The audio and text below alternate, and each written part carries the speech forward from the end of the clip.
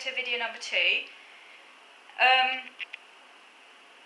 In my previous video, by the way, I was talking about how we need to have different subheadings for all the different conditions, because autism is basically, what is autism?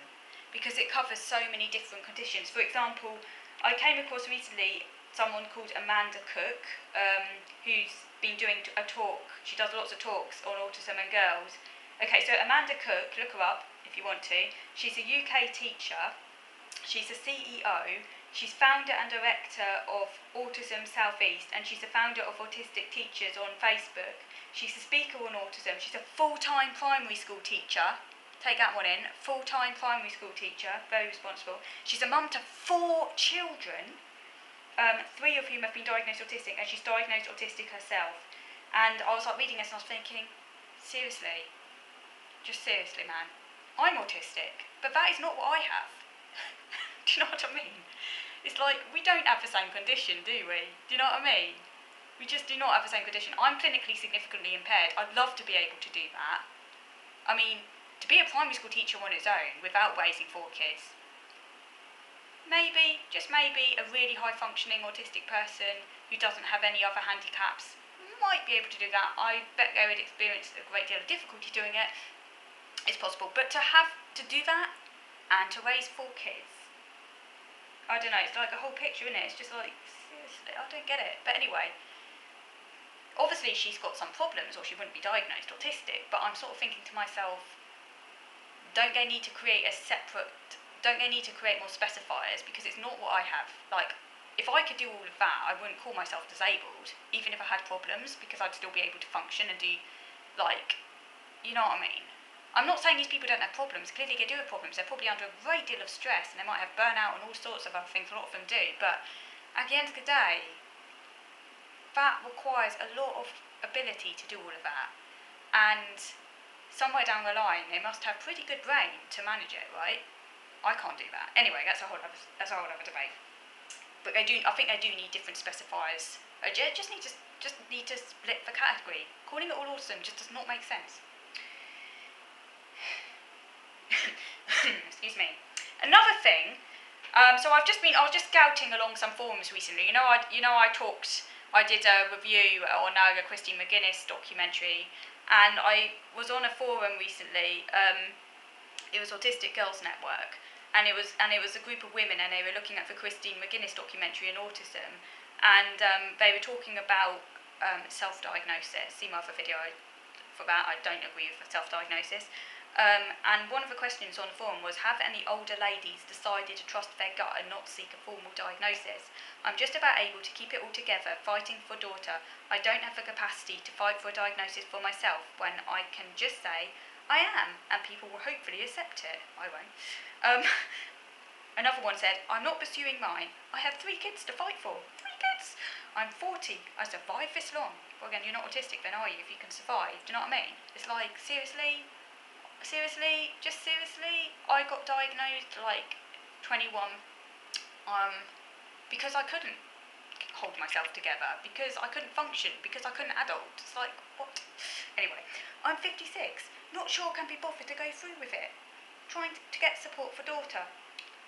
I think once we've figured diagnosis for my daughter, myself and husband, lucky, she must be socially able, may go for it too, as would make things easier for my son.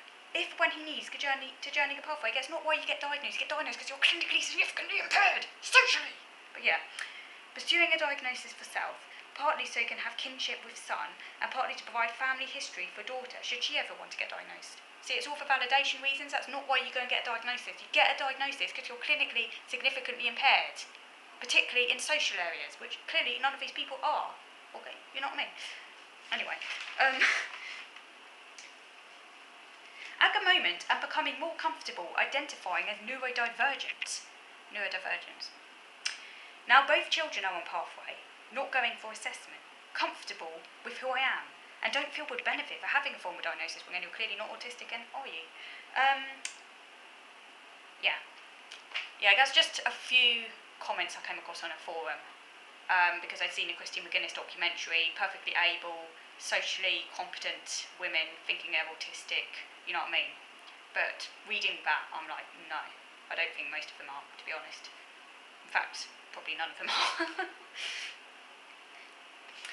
Now just for a few of your comments, but I won't be able to get through all of them. Let's just see, because this video is probably going to run out on me any moment.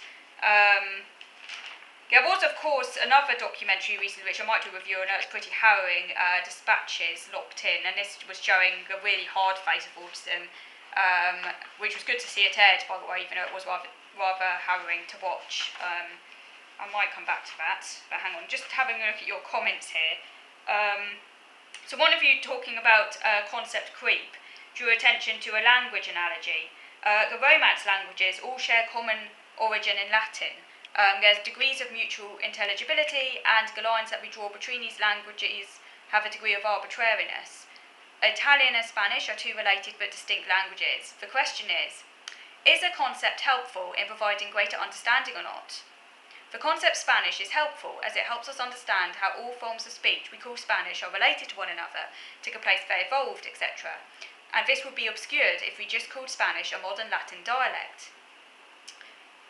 And then you were questioning whether or not the autism category is actually helpful anymore, because it is so heterogeneous. The fact that there are no clear distinctions between Asperger's and classic autism no more negates the usefulness of those categories than the fact there are no absolutely clear differences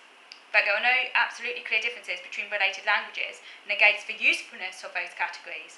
Someone with Asperger's would speak a related language to someone with classic autism, and they might have mutual intelligibility, but they would have their own distinct category that would help make sense of their experiences. I thought that was a really good analogy, and exactly it. I won't say any more. Apart from that, I do agree with that. I think the video is going to run out on me, so I think I'll come back to the other comment on the ADOS and what is a normal life another time. But thank you for watching.